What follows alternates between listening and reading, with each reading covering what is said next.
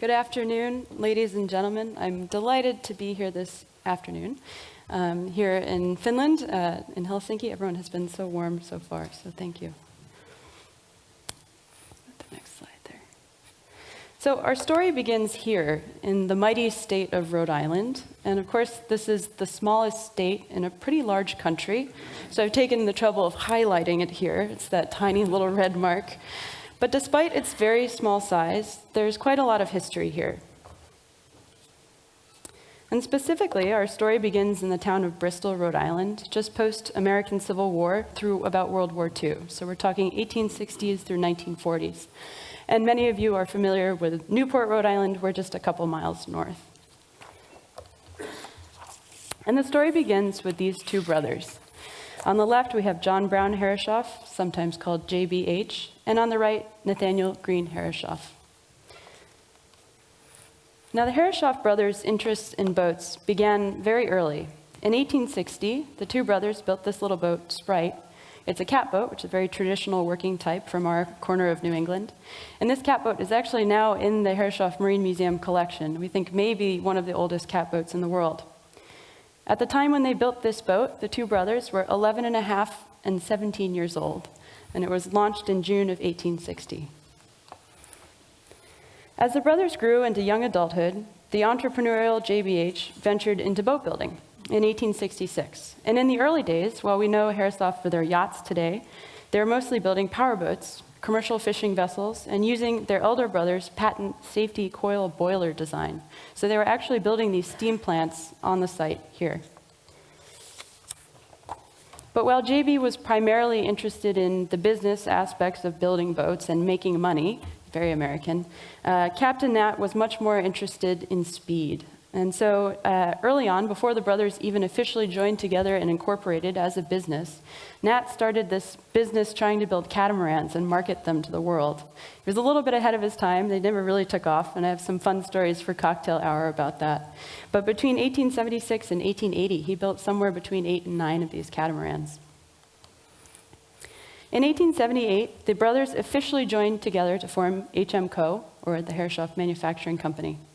And in incorporating, they agreed that they would take no loans, they would only build their own designs, which is a little bit unusual for a shipyard of the time, and they wouldn't farm out their designs to any other shipyard, so nobody else was allowed to build a Herreshoff yacht. The company grew to be vertically integrated, so they were doing everything in-house. They had a boiler shop, a casting shop, they had a blacksmith shop. They were even doing the sales on campus here. And so when you ordered one of these boats, everything down to the tufted mattresses on board had been built right there in Bristol. Again, this included sails, rigs, and virtually every piece of hardware that went onto these boats. The brothers made lightness, strength, and speed hallmarks of their production from the very beginning. They were absolutely obsessed with building the fastest boats they possibly could. And again, this started with power boats. So everything from torpedo boats for the US Navy and radical-looking steam yachts for the time. This was through the 1890s. But Nathaniel Herreshoff had never stopped designing or thinking about sailboats, which were his first love. And in 1891, Captain Nat came out with the astonishing Gloriana, this breakthrough sailboat design that put HMCO on the map for sailing yachts. It was so radical and so fast, largely thanks to its extraordinary overhangs, that it virtually broke up the New York Yacht Club 46-foot class within a couple years. And of course, the success with Gloriana and the notoriety that it brought to HMCO led directly into this decades of America's Cup dominance by the Herreshoff Manufacturing Company. Front page New York Times News. So I'll go through them quickly because obviously there's so much we could talk about here, but we're limited on time. So the first was 1893. This is Vigilant. Fabulous photo. 1895, the radical aluminum-plated Defender. And it's really eye-opening when you realize that 10 years before Defender was built in the 1880s, the largest piece of cast aluminum in the world was the tiny little pyramid that was 8 inches tall on top of the Washington Monument in Washington, D.C. So to go from that to a 90-foot waterline Cup Defender within 10 years is extraordinary. 1899 and 1901 brought Columbia, our repeat Defender. She was an improved Defender, but with less aluminum. She had a bronze-plated hull. And then, of course, we have Reliance, the last of the Sewanaka Rule era boats, and absolutely the most extreme of the HMCO Cup boats. This was in 1903. It required a crew of 70 people to keep that boat operational. Today, this boat is actually on our state quarter in Rhode Island, our state coin, in front of the Newport Bridge, which is funny for two reasons. The Newport Bridge wasn't built until the 60s, so the two things never existed at the same time. But also, if Reliance and the bridge had existed at the same time, there's absolutely no way this boat would have ever been able to fit under it. It was 200 feet tall from the water to the top of the rig. So during the Sewanaka Rule era in the 1890s, in addition to Cup Defenders, torpedo boats, HMCO was also building radical fin keelers and sonder boats for export to Europe. And the first one designs and many, many, many 21-foot waterline one-offs. A few examples of those here.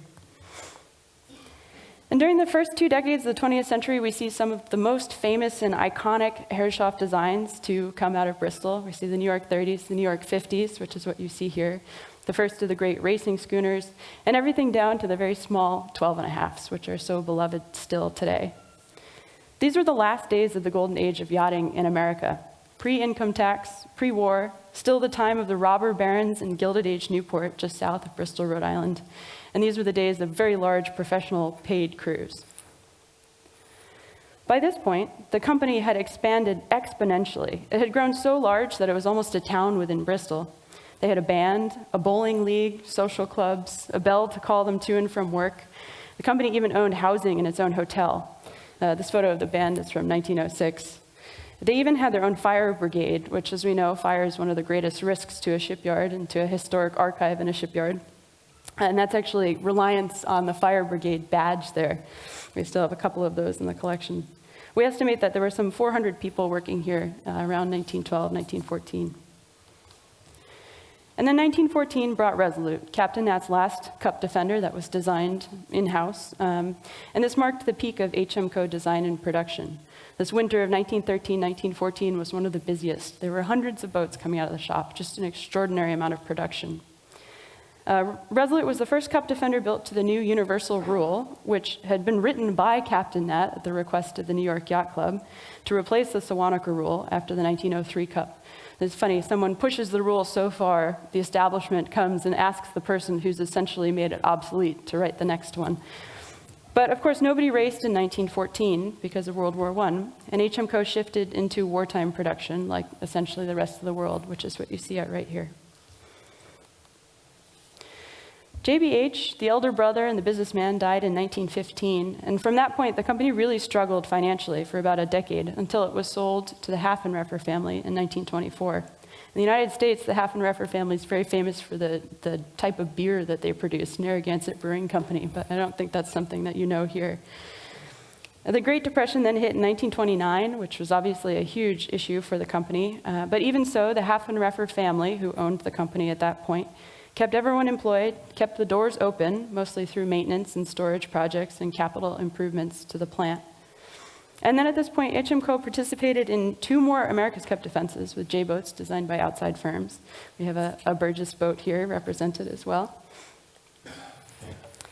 And then comes World War II. During World War II, they built 100 fighting ships. This included minesweepers, Navy coastal transport ships, PT boats, and the types that were being produced up and down the coast at the time. And after the war, the decision was made to close the plant down in the winter of 44 and 45. The market had evolved. The Haffenreffer family was no longer really interested in trying to chase it and pursue it and evolve. And so the decision was made that that would be the end. This is a World War II era aerial of the plant, and it shows it at its largest physical size. And actually, a number of these historic buildings still exist today. And this is the site of the Herreshoff Marine Museum today. So, most of you have probably heard some version of that story already. And you've probably seen most of the photos that I just showed you. But I'm not sure if anyone ever told you that the photos I just showed you came from more than 10 different museums, archives, private collections, and libraries. And they're all available online today. So we're living in this new time as far as historical research into these topics goes. For the first time ever, more and more collections are being digitized and put online in accessible places. So it's a really exciting time to be studying this history. So here are just a few of the sources that I just used to show you all those beautiful pictures. Again, the story is not just at HMM. And there are a few other resources there as well, not just the images that we just saw. So I think, to look at it another way, it's basically impossible to tell this story without material from multiple collections and stakeholders. This is an extraordinary story that spans institutions and crosses borders.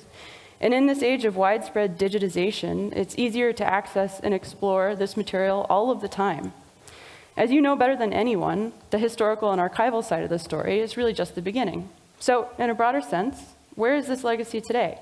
And what are we, the many cultural heritage institutions who share this history, and the sailors who care so much about it, doing to both preserve and disseminate and share these stories? I'll start with HMM, the Herreshoff Marine Museum, since this is my home institution. As John mentioned, the museum was founded in 1971 on the historic site of the Manufacturing Company in Bristol, Rhode Island. Today we have about 75 boats in our collection, original HMCO boats. We're also the caretakers of this extraordinary collection of more than 400 half models. These were the actual design half models that produced the more than 2,000 boats HMCO built. And we are also, of course, the site of the America's Cup Hall of Fame. We also have a lot of artifacts. We have engines, hardware, artifacts of the manufacturing process, and a significant America's Cup-related holdings, artifacts, and ephemera. We also have a wonderful library. Our catalog is fully searchable online, and we have substantial archival holdings. And this wonderful photo archive, which includes HMCO vessels afloat, as well as many images of the shops and the vessels under construction at HMCO, which I think in some ways are even more precious than the beautiful portraits of the yachts at sea. There's so much to be learned in these extremely detailed photographs. And surprisingly, our collection is still growing all the time. We're actually acquiring artifacts at a pretty good pace. You wouldn't think that after all this time, things would still be appearing on the market or being donated to us. But a lot of that material is coming from families that had relationships with these boats. And of course, it's also partly thanks to an increased web presence in the last few years. Thank God for websites and emails. People can get in touch. And you wouldn't believe how many family photo albums have been donated to us and have come to us through messages on Instagram, of all places. You just never know where things might turn up. So we're rediscovering and making more connections all the time with our wider community. And then even more surprising, perhaps, than the small artifacts is the fact that we're actually still collecting boats. There are quite a few out there that are still unrestored. We've been keeping track. In the last 4 years, we have acquired 3 boats and 2 original HMCO steam engines. The steam engines in particular are very exciting, really important to us. We have the largest collection of HMCO steam engines in the world, and I think we only have 8. So adding an additional 2 is a pretty big deal in the last 4 years. So what's next for us? Well, I'm the daughter of a boat builder. I've spent a lot of time with the Herreshoff paper archive, but I've also spent some time poking around these boats. And I recognize that there's a gap between what is in the drawing and what was on the contract, and what was common practice on the shop floor. We're talking about 5 or 6 generations of people working in this one shop in Bristol. And so there was a real story there of the practice on the shop floor that translated through multiple generations that was never recorded. And we have fewer examples of unrestored boats every year. Again, as the daughter of a boat builder, I know what ends up in dumpsters during restorations or up on the walls at boat shops because these bits and pieces of these historic boats seem too important to throw out. I bet a whole bunch of you in the audience have a transom or a tiller or some other part on your wall or your shop at home. So we've decided to start this initiative. For lack of a better term, I've been calling it a study library or a parts library. The naming rights are still out there. If anyone wants to buy me some really wonderful industrial shelving for my storage space, we'll put your name on the room. But we've been going out into the field and working with shops and owners locally, mostly for now, in New England, because that's where I can get with my car or my little truck. And we've been going out to these shops and working to get carefully documented samples of material from previously unrestored HMCO builds. You know, the boat builders on the ground are the first responders. They're almost like archaeologists for us who are dealing with the paper archive. They have such extraordinary embodied knowledge from years of pulling this stuff apart that they know what is uniquely Herreshoff and what isn't. They know what was a restoration at a later time and what was original.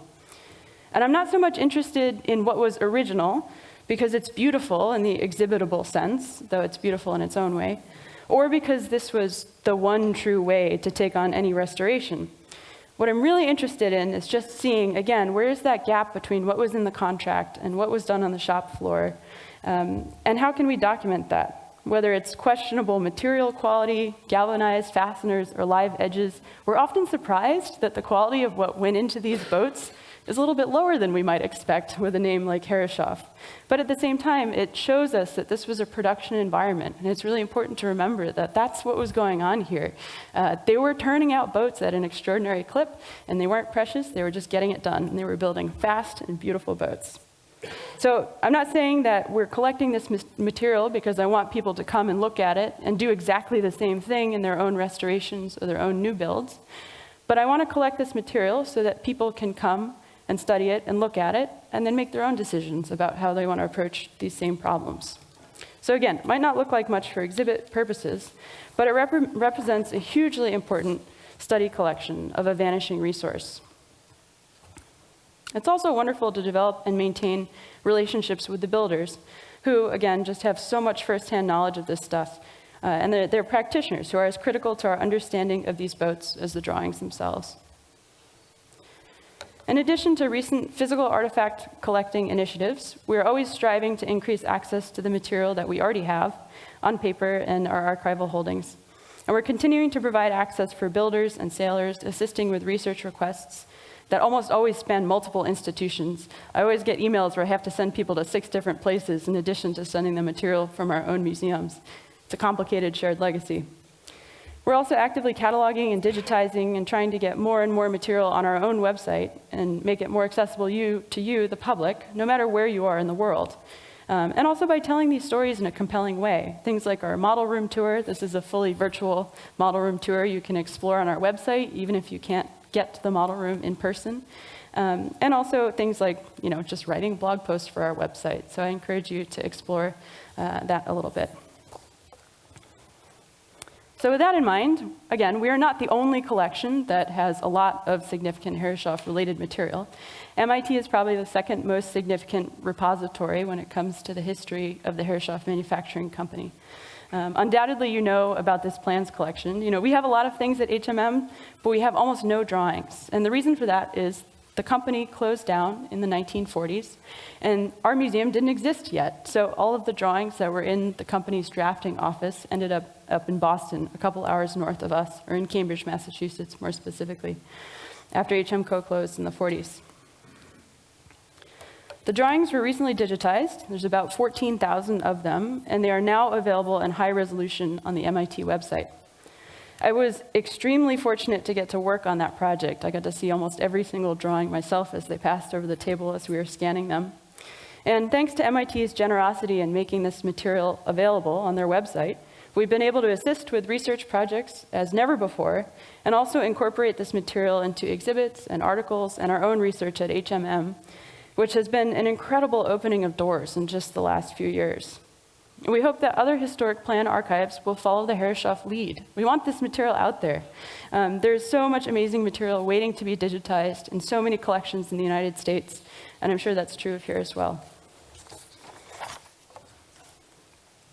So in addition to the drawings from MIT on the American scene, there are a couple other institutions that have already been putting material online at higher and higher resolution, and we're super grateful for that. Some examples are the Library of Congress, which has the Detroit Publishing Collection. If you've never seen it before and you're into yachting, go check it out. The Boston Public Library has also done a wonderful job of putting more material online. And this image is from the Nathaniel Stebbins collection at Historic New England. It's the photo that I showed you earlier of Vigilant for the America's Cup in 1893. But I don't know if you could tell in that little photo I showed you before, but that's Captain Nat actually at the wheel in this image. So these things are such high resolution, you can zoom in and see the wizard himself on board a lot of the boats. So we hope to see more and more material coming online at this scale and hope to be able to contribute similarly, not just in individual stories on our website, but also to get more of our own collections systematically online. We've been somewhat handicapped over the past few years because we have a tiny, tiny staff. But that doesn't mean this work hasn't been continuing even outside of these institutions. There's been some absolutely extraordinary work going on independently from any of the museums and archives, and this is a really wonderful example of that. This is the independently run catalog, Herreshoff Catalog Raisonné, and it's an extremely exciting resource because it spans institutions. So I showed you examples of material earlier from about 10 different collections. This vessel-oriented database incorporates HMCO references from literally hundreds of different collections, including the Herreshoff Marine Museum, MIT, the Mystic Seaport Museum, and hundreds of others. We have contributed a lot of material to it, and the creators behind the Raisonné have done an enormous amount of volunteer cataloging and transcription work for us, which is, again, wonderful. We have such a small staff, there's only so much we can do. And you can learn so much more on there. If you are interested in Herreshoff yachts, I encourage you to check this out. If you've never explored it, I think it's an incredible model for what's possible with some interest and excitement in a particular design archive. I think in Europe, you're already a little bit ahead of us in this regard, but we're really excited to see this kind of stuff happening because this is why we, museums, put this material online. We want people to use it. Finally, there's one other place where this legacy is being preserved today outside of the museums, and of course, in some of the most significant ways. This is on the water. During more than 60 years of operation, HMCO produced more than 2,000 boats. We estimate 28% of that output still survives today. That's a remarkable survival rate for a very large collection. And that doesn't even take into account the replicas and HMCO-inspired designs that have had such an enormous impact on the sailing community, which you saw one yesterday. So while this story may have started in the smallest state in a very large country, it's an international and even global story, and a shared heritage today. And really, I think, a model for what's possible for other repositories and archives as well. Today, we have access to more material than we have ever had before to tell these stories in a way that is hopefully far more welcoming to broader audiences. It's our responsibility collectively to safeguard this legacy and maintain it for the future, whether you're a sailor, a boat builder, an archivist, or a history buff. For us at HMM, this means a lot of different things. We host a regatta, we support ongoing professional restorations at high levels, and work with boat building schools and boat owners. But it also means telling this story in a way that's compelling to get kids and adults into the shop and onto the water and make them feel welcome in these spaces. We hope to use this new era of historical research to help the public get out there and get excited about this stuff, get involved with supporting ongoing preservation. Whether it's building a model, visiting the museum, taking a woodworking class, getting out for a sail, or restoring one of these remarkable vessels, all of that, every single level that you want to participate at is a form of preservation through active practice and a living history that we're carrying with us into the future.